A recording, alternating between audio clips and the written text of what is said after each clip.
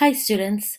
Today we will be working on parts 1 of notes 1 in our Constitution unit. In your notes packet, you will be filling out the timeline for 1787 on the front page. And then you will also be looking at page 6 of your notes packet and we'll be highlighting important points in the vocabulary and the important people.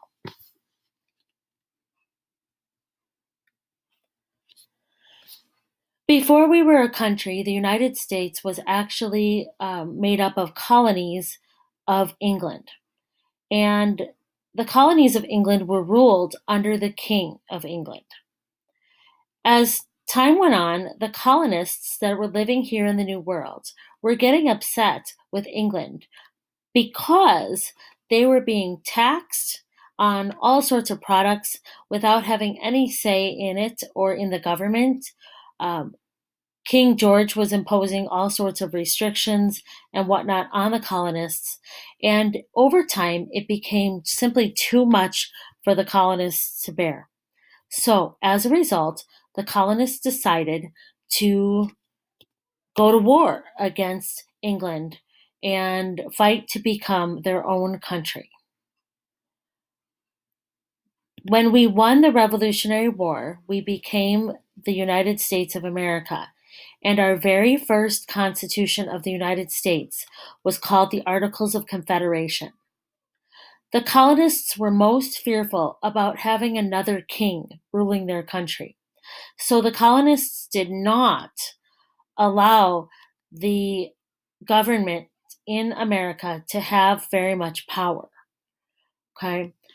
This started out as a good idea, but we find out that the Articles of Confederation were too weak to support our country.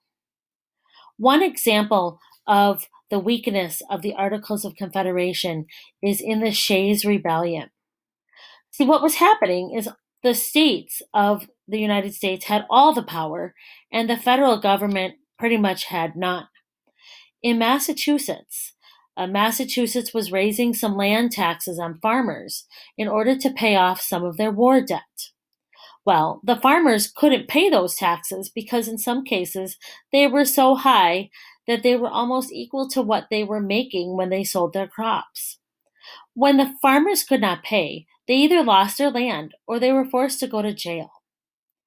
As a result, the farmers led an uprising that was led by Daniel Shays, and he was a former Continental Army captain, and he was also a farmer. So they went to the federal arsenal and they were protesting the taxes. Well, Massachusetts reached out to the federal government and asked for help to put down this rebellion. But Congress could not help. They had no authority to do so at all. Eventually, the rebellion was put down by the Massachusetts militia, but the importance of the Shays Rebellion is that people realized that the Articles of Confederation was way too weak and that we needed to do something to make it stronger, to make that federal government just a little bit stronger.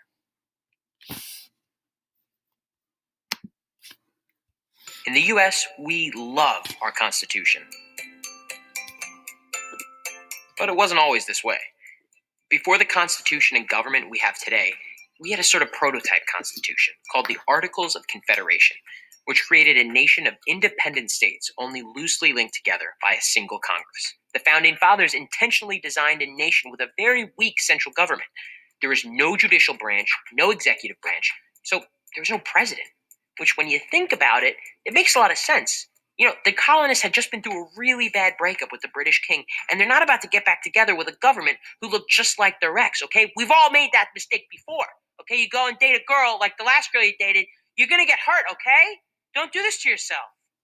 The Congress, which was just a single chamber with a delegate from every state, did have some power, like the authority to make treaties and alliances, maintain an army, and coin money. But they couldn't levy the taxes to pay for those things. In fact, under the Articles of Confederation, paying federal taxes was voluntary for the states, who of course were like, no thanks, we're good.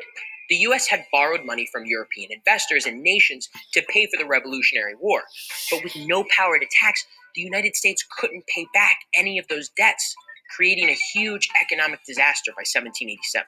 With no funds and limited power, the central government couldn't do much to protect peace at home. This became abundantly clear during Shays' Rebellion in 1786, when farmers in Massachusetts violently protested against the state's high taxes. So if the Articles of Confederation weren't working, why didn't they just make changes to it? Well, it was practically impossible. Amendments to the Articles needed unanimous consent, and the delegates from the 13 states had more opinions than a YouTube comment section. By the way, you should comment on this video right now. Say something nice about me. This weak Congress and a broke, ineffective federal government eventually proved to be too much of a burden on the United States.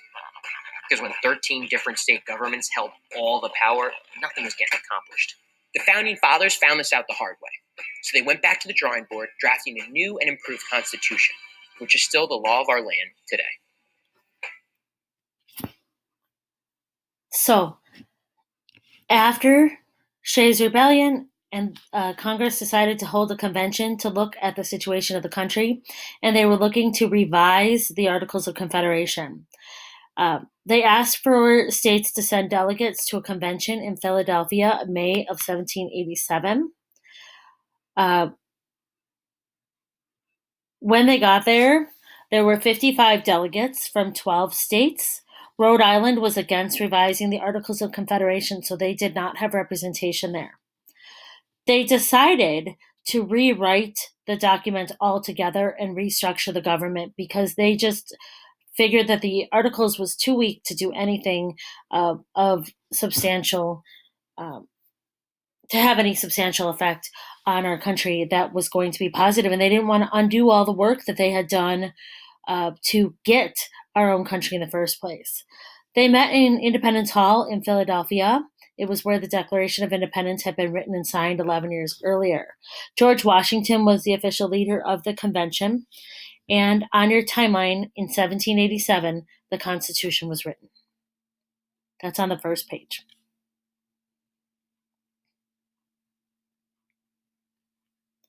James Madison became known as the father of the Constitution. Before the convention even started, he had done research and read over 100 books on different governments around the world, and he had taken notes of what made them successful and what caused them to fail. Because of that, he came armed with tons of information to help the delegates in this constitutional convention. He also took very detailed notes during the convention, and because of that leadership, he became known as the father of the Constitution. The Constitution is the written plan that provides the framework of our government, and it guarantees certain basic rights for citizens. So the Constitution is our plan for government. The delegates knew that there were going to be quite a few debates and arguments and everything else, but they knew that they wanted to uphold the ideals from the Declaration of Independence. Because of that, the delegates found common ground with a set of guiding principles to help establish the new framework for our government. They knew that a solid framework was going to produce a solid government, and so we want to think of these guiding principles as our framework of our current government. The terms that you will learn in the next session will be popular sovereignty, republicanism, federalism, separation of powers, checks and balances, limited government, and individual rights. These are the ideas that they wanted to include in the Constitution when they wrote it.